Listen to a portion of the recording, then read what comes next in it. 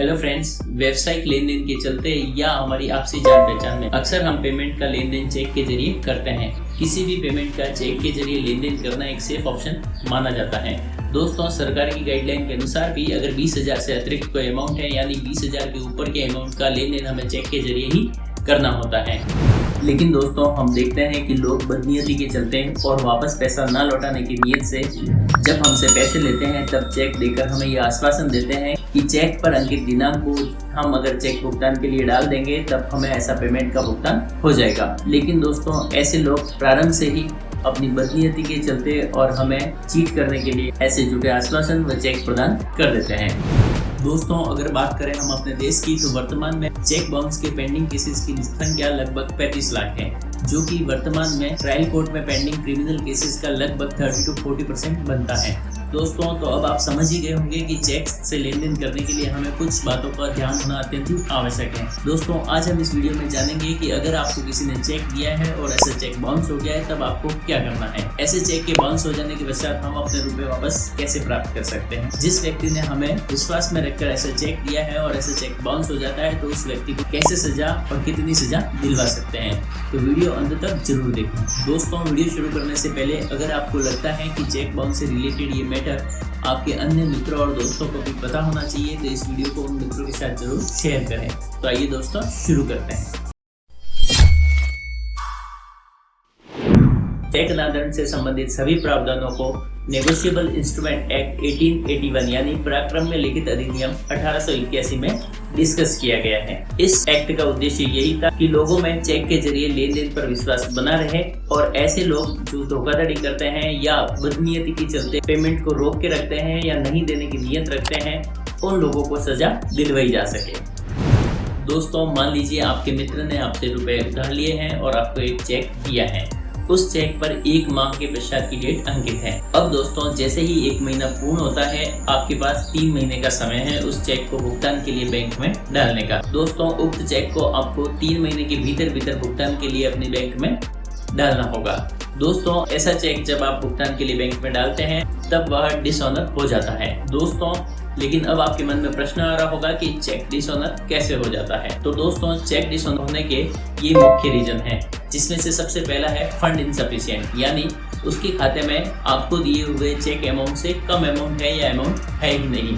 दूसरा है stop payment, उस व्यक्ति ने एप्लीकेशन देकर अपने खाते से किसी भी पेमेंट का लेन देन करने हेतु रोक लगा रखी है।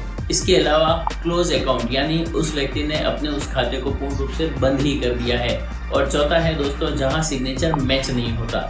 जिस व्यक्ति ने आपको चेक दिया है उसने जाली चेक दिया है या जाली सिग्नेचर किया है, तब भी ऐसा चेक डिसऑनर हो जाता है।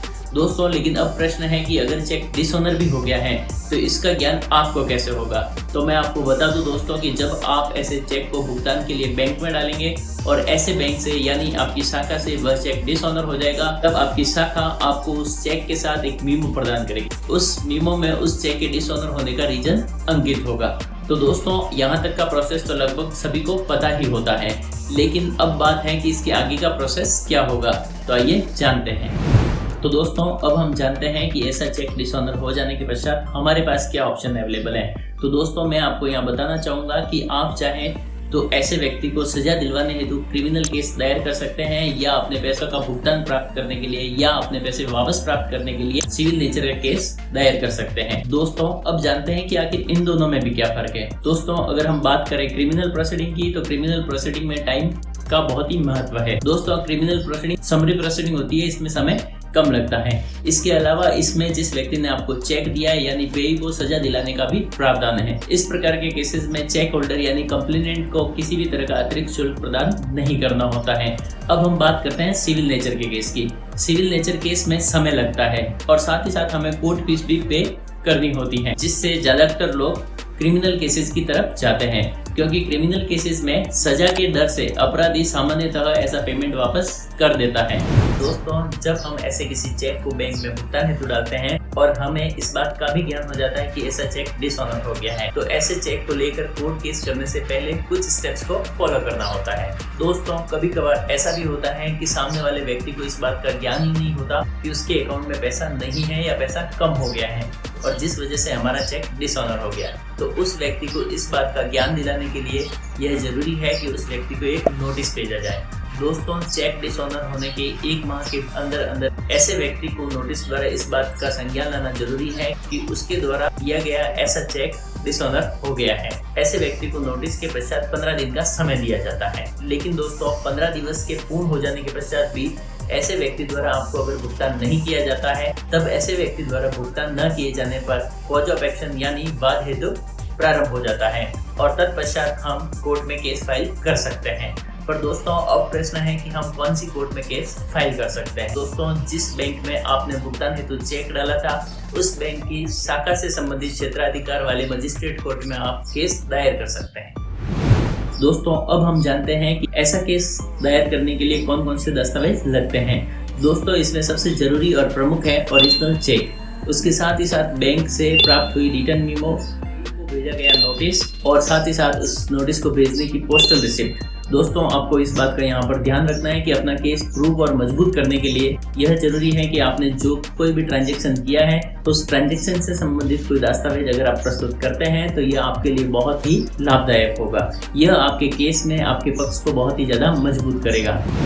दोस्तों, अब हम बात करते हैं सजा की। इस अधिनियम की धारा 138 के अनुसार जो कोई व्यक्ति ऐसा चेक देता है और ऐसा चेक अनादृत हो जाता है, तो उस व्यक्ति को 2 वर्ष तक के कारावास और साथ ही साथ चेक अमाउंट से डबल जुर्माने तक भरने की सजा हो सकती है या दोनों से ही दंडित किया जा सकता है।